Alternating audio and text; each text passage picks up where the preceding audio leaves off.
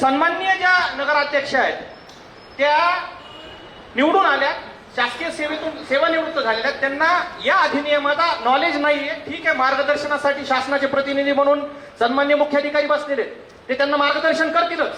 परंतु खालून आपण त्यांना सांगणं असं करा तसं करा. ताई, तुम्ही आमच्या भगिनी आहेत, मोठ्या बहिणी आहेत तुम्ही आमच्या. परंतु मला तुम्हाला या सभागृहाच्या माध्यमातून ही विनंती करायची की कुणाचं काही ऐकून आपण कुठेतरी सह्या करतोय, कुठं काहीतरी अडचणीत येतोय, याची सुद्धा आपण स्वतः, मी ह्या सभागृहाच्या माध्यमातून याच्यासाठी मी तुम्हाला सांगायला लागलो ताई की हे शहर बघणार आहे. आता हे शहर याच्यासाठी बघणार आहे.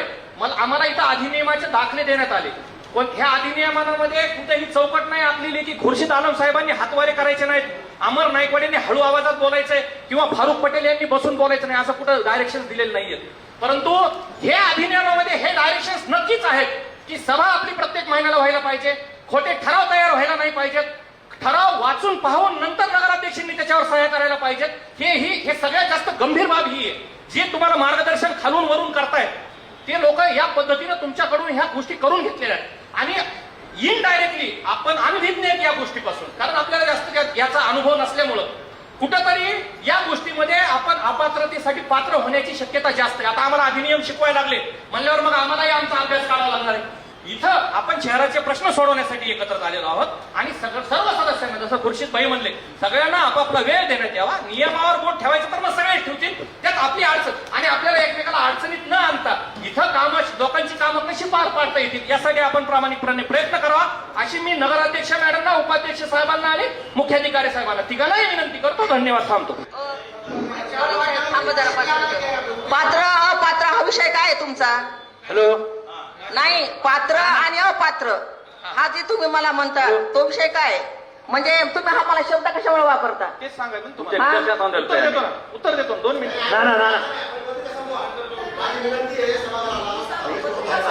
पहिले तुमची जी सभा, तुम्ही आम्हाला ज्यासाठी बोलवलं इथं, जी मीटिंग ठेवली, आधी ते विषय संपवा ना. ताई, उत्तर देऊ का मी? आधी ते विषय संपवा. नायकवाड साहेबांनी मग मागाशी पण त्याने पात्र अपात्राचा विषय काढलेला आहे, केवळ मागासवर्गीय असल्यामुळं. हम ऐसा नहीं होने देंगे. काम आहे उत्तर. महिला जातीचा ह्याच्यात काय संबंध नाही कुणाचा. काय मॅडम, तुम्हाला आज जात आठवायला लागली, काय जातीचा ह्यामध्ये काय संबंध नाही, कुणाच्या जातीवर बोलायला नाही तिथं कुणी काय बोलले. तुम्ही आज जातीवर बोलायला नाही. आज इतक्या दिवस बाबासाहेबांच्या जयंतीला पाणी आलं तेव्हा कुणा होता तुम्ही, तेव्हा एक शब्द बोलला नाही. बिलकुल सही है, बिलकुल सही है, बिलकुल सही है. एक जातीचं दिसलं नाही का तुम्हाला? काय उत्तर? अमर राणा, फारुख पटेल हे उभा राहिले, ते बोलले. कोण बोलले? बाबासाहेबांच्या जयंतीच्या पाणी तेव्हा कुठे बोलले तुम्ही? काय बोललात?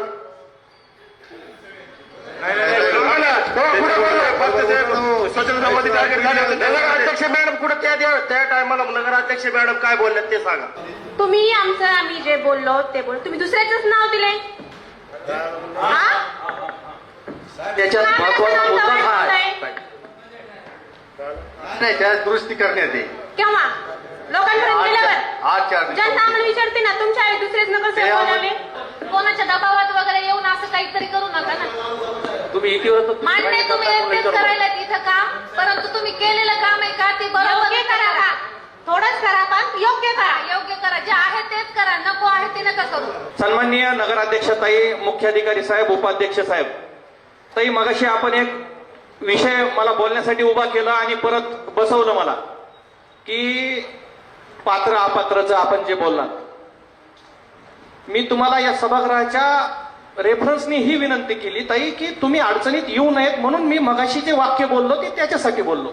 आणि मी बोललेलं वाक्य इथं सन्माननीय फारुख पटेल सुद्धा बोलले, सारिकाताई सुद्धा बोलल्या, पुन्हा भाजपच्या कोणी सदस्यांनी सांगितलं आमचं नाव बदललंय, इकडे त्या ताई बोलल्या नाव बदललंय म्हणून. प्रोसिडिंग मध्ये मुद्दा इथं एका जणांनी मांडलाय, प्रोसिडिंग मध्ये नाव दुसऱ्याच येतंय. परत या आमच्या बनसोडे ताई सुद्धा बोलल्यात, खुर्शीद आलम साहेब गटनेत्यासारखं त्यांचं स्टेटमेंट असलेलं वाक्य त्यांचं नाव गाळून दुसऱ्याचं दिलंय.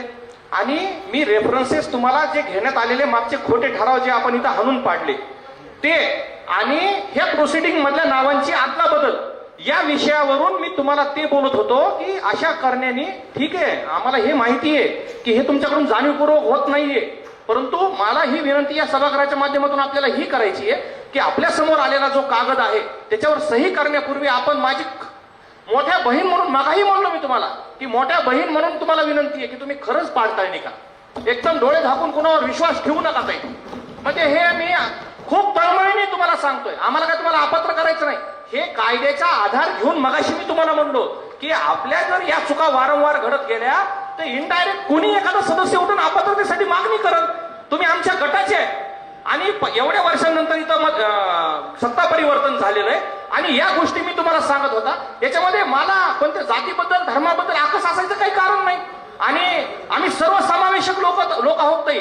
मी स्वतः अमर मारुतीराव नाईकवाडे हा रिझर्व्ह वॉर्ड मधून निवडून आलेलो आहे आणि मी एकदा नाही आलेलो. मी वारंवार रिझर्व्ह वॉर्ड मध्ये आरक्षित असलेल्या वॉर्ड मधून निवडून येतोय. मला फक्त तुम्हाला मला सावधान करायचं होतं तुम्हाला की आणि इथून पुढे सुद्धा आपल्या समोर जोही कागद येईल, प्रोसिडिंग असो, ठराव असो, कोणतीही फाईल असो, फाईलवर सहीचा अधिकार मिळवणं हे सोपं आहे.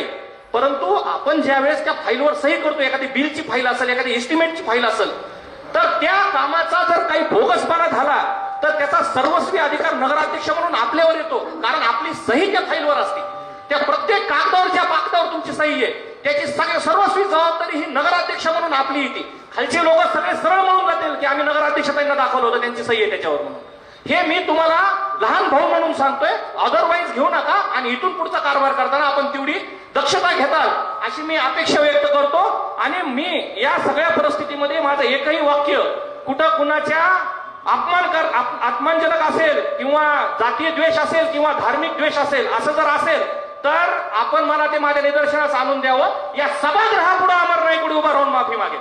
या शब्द या सभागृहाला देतो. फक्त आपण सर्वोच्च पदावर तिथं बसलेला आहात. इतक्या या स्तरावर जाऊन आपण इथं प्रत्येक सदस्य हा एक समान असला पाहिजे आणि ती वागणूक प्रत्येक सदस्याला मिळायला पाहिजे ही माझी भावना आहे. त्यामुळं आपण मोठ्या बहीण आहात त्या पद्धतीने आपण आमच्याशी तुमचा जो काय इंटरॅक्शन आहे आम्ही कोणत्याही गोष्टीमध्ये तुम्हाला जबाबदार धरलेलं नाहीये. आम्ही तुमच्याकडून अनावधानानच म्हणतोय कारण त्या घटना घडलेल्या आहेत वारंवार. घडत्याल म्हणून म्हणत नाहीत, मागच्या घडल्यात म्हणून आम्ही त्या सोडून देण्यात आहे. इथून पुढे त्या चुका होऊ नयेत एवढीच आमची विनंती. बस, धन्यवाद.